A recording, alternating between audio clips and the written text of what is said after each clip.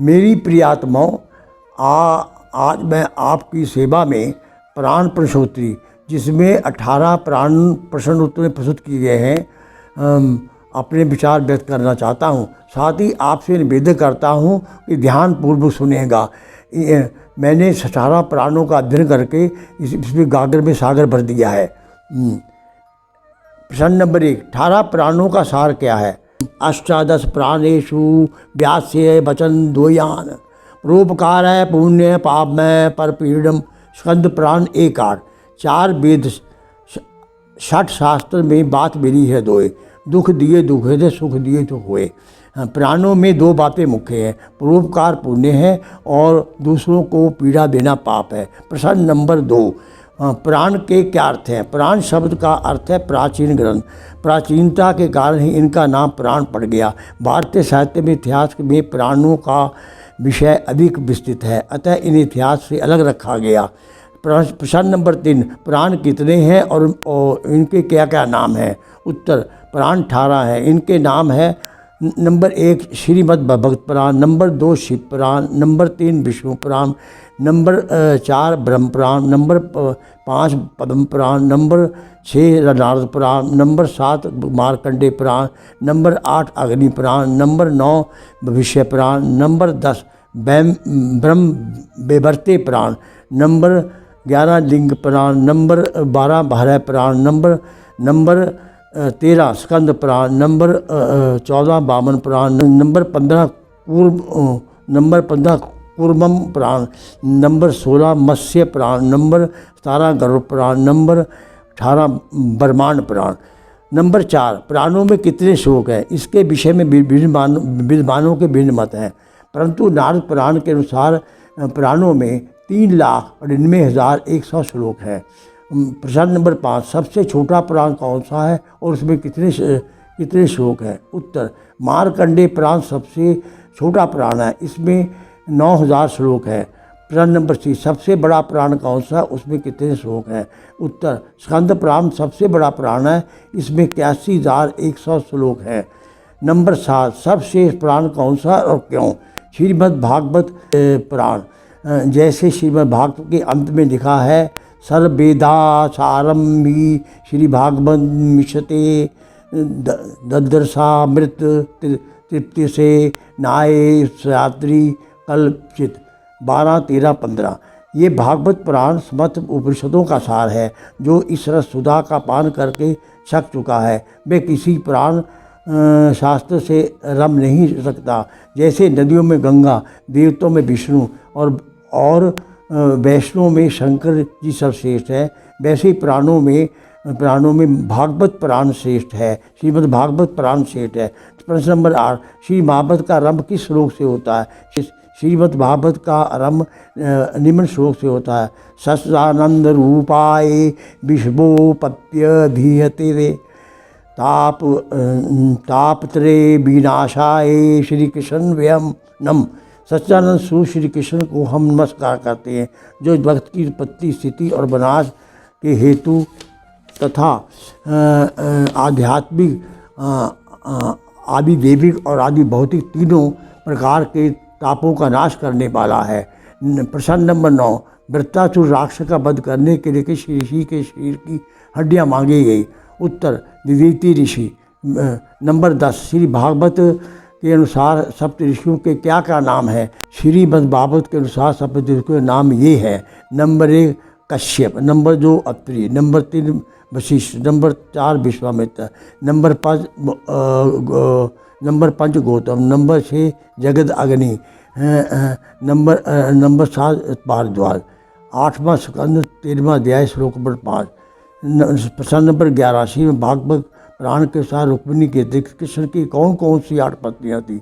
श्री भागवत के अनुसार कृष्ण की रुक्मिणी के अतिरिक्त 8 पत्नियाँ थी। Number 1 Satyabhama, number 2 Jamvanti, number 3 Rohini, number 4 Kalindi, number 5 Satya, number 6 Lakshma, number 6 Mitra Bindra, number 8 Subhadra. विशेष सूचना, परंतु सत्य नहीं है, क्योंकि श्री कृष्ण की केवल एक ही पत्नी रुक्मिणी थी। प्रश्न नंबर 12, कंस की कितनी पत्नियाँ थीं? उत्तर, कंस की दो पत्नियां थी, एक अस्ति और दूसरी प्राप्ति। ये दोनों बहनें मगधराज जरासंध की पुत्रियां थीं। श्रीमद् भागवत पुराण 10वां स्कंद 541 अध्याय श्लोक नंबर 1। प्रश्न नंबर 13, राधा कौन सी? उत्तर, केवल ब्रह्म वैवर्त पुराण में राधा का नाम आता है। जहाँ राधा कृष्ण का नाम आया, उसने पंडितों ने कृष्ण के साथ राधा का नाम वैसे ही जोड़ दिया जो कि प्रक्षिप्त है। प्रश्न नंबर 14, शिव महाभारत में कितने स्कंद, अध्याय और श्लोक है? उत्तर, 12 स्कंद। श्री भागवत में 12 स्कंद, 365 अध्याय और 18,000 श्लोक है। प्रश्न नंबर 15, महाकवि सूरदास कृत सूरसागर में कितने स्कंद हैं? उत्तर, महाकवि सूरदास कृत सूरसागर में भी श्री भागवत की भांति 12 स्कंद है, परंतु ये भागवत का अनुवाद नहीं है क्योंकि इसमें सूरदास की मौलिकता के दर्शन होते हैं। प्रश्न नंबर 16, महर्षि दयानंद ने किस पुराण का खंडन किया और उसका क्या नाम है? महर्षि दयानंद श्री भागवत का खंडन किया था और उसका नाम भागवत खंडन रखा था। प्रश्न नंबर 17, श्रीमद् भागवत का अंतिम श्लोक कौन सा है? श्री भागवत का अंतिम श्लोक है, नाम संकीर्तन नस्य सर्व पाप प्रणाशन प्राणो दुख शम नत ननाभि हरिनम 12-13-23। जिनके नाम कीर्तन से सारे पापों सबका नाश करता है, उसके चरणों में आत्मसमर्पण व प्रणाम सदा के दुखों को शांत करता। मैं उन्हीं पर ब्रह्म श्री कृष्ण को नमस्कार करता हूँ। विष्णु पुराण के अनुसार कृष्ण की आयु कितनी है? उत्तर, 125 वर्ष अर्थात 3227 ईसा पूर्व से 3102 ईसा पूर्व। प्रश्न नंबर 19, सावित्री सत्यवान की कथा किस पुराण में मिलती है? मत्स्य पुराण। प्रश्न नंबर 20, दुर्गा सप्तमी किस ग्रंथ पुराण का भाग है? उत्तर, नारद पुराण। नंबर 21, हिंदुओं में मृत्यु के प्राक कौन सा पुराण पढ़ा जाता है? उत्तर, गर्भ पुराण। विष्णु पुराण में कितने अंश हैं, उसके क्या नाम है? उत्तर, विष्णु पुराण में 6 अंश हैं, उनके नाम ये हैं। नंबर 1, सृष्टि वर्णन, ध्रुव और प्रहलाद के चित्र। नंबर 2, भूगोल का वर्णन। नंबर 3, चारों आश्रमों के धर्म का वर्णन। नंबर 4, इतिहास का वर्णन। नंबर 5, श्री कृष्ण की लीलाओं का वर्णन। नंबर 6, भक्ति विवेचन।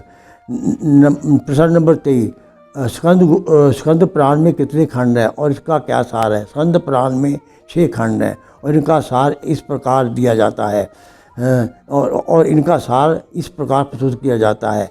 नंबर 1, महेश खंड, इसमें पार्वती की अनेक लीलाओं का वर्णन है।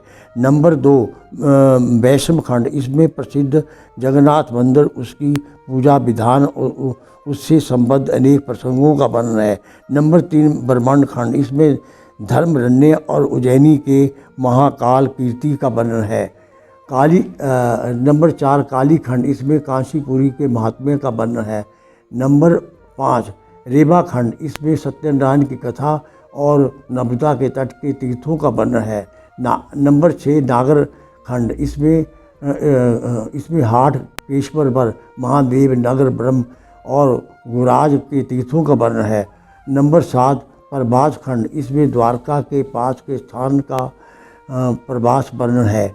प्रश्न नंबर 24, पद्म पुराण में कितने खंड हैं, उनके क्या क्या नाम हैं? पद्म पुराण में 5 खंड हैं, और इनके नाम ये हैं।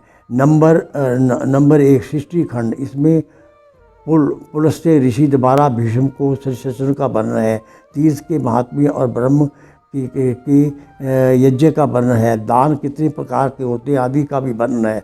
भूमि खंड, इसमें शिव शर्मा, राजा पृथु, महर्षि चमन और याति आदि रोचक और शिक्षाप्रद कथाएं हैं। स्वर्ग खंड, इसमें सारे ब्रह्मांड खंड का वर्णन है। शकुंतला की कहानी, कुरुक्षेत्र आदि तीर्थों का महात्म्य, व्यास और जैमिनी का संवाद, मुद्रा मंथन और व्रतों का विस्तार वर्णन है। पाताल खंड, इसमें पाताल लोक का वर्णन, श्री राम के राज्याभिषेक, अश्वमेध यज्ञ का वर्णन, महर्षि पुलस्त्य के वंश का वर्णन, श्री कृष्ण की लीलाओं का वर्णन, महर्षि दीक्षी एवं महर्षि गौतम की कथाओं का वर्णन है। उत्तराखंड, इसमें अनेक कथाएं हैं, जैसे विष्णु भक्ति का महात्म्य, गीता महात्म्य आदि के अतिरिक्त श्री राम और कृष्ण के अवतारों की कथाएं भी हैं। प्रश्न नंबर 25, क्या प्राण आर्ष ग्रंथ हैं? इसके लेखक कौन थे? उत्तर, प्राण आर्ष ग्रंथ ही हैं, क्योंकि आर्ष ग्रंथ वे होते हैं जो वेदानुकूल हो। प्राणों के लेखकों के विषय में निश्चित रूप से कुछ नहीं कहा जा सकता। वस्तुतः प्राण समय समय पर भिन्न लेखकों द्वारा लिखे गए। मेरे प्रियातमम, अब मैं आपकी सेवा में तीन प्राणों के विषय में तीन प्राणों का सारा अमृत प्रस्तुत करना चाहता हूँ। प्राणों में जितना प्रसिद्ध भागवत प्राण है उतना अन्य कोई प्राण नहीं। भक्तों के तो वह हृदय का हार है, ये सारे शास्त्रों का सार है। इसके श्लोक बड़े ही सुंदर, साहित्य की दृष्टि से उत्कृष्ट कोटि के हैं।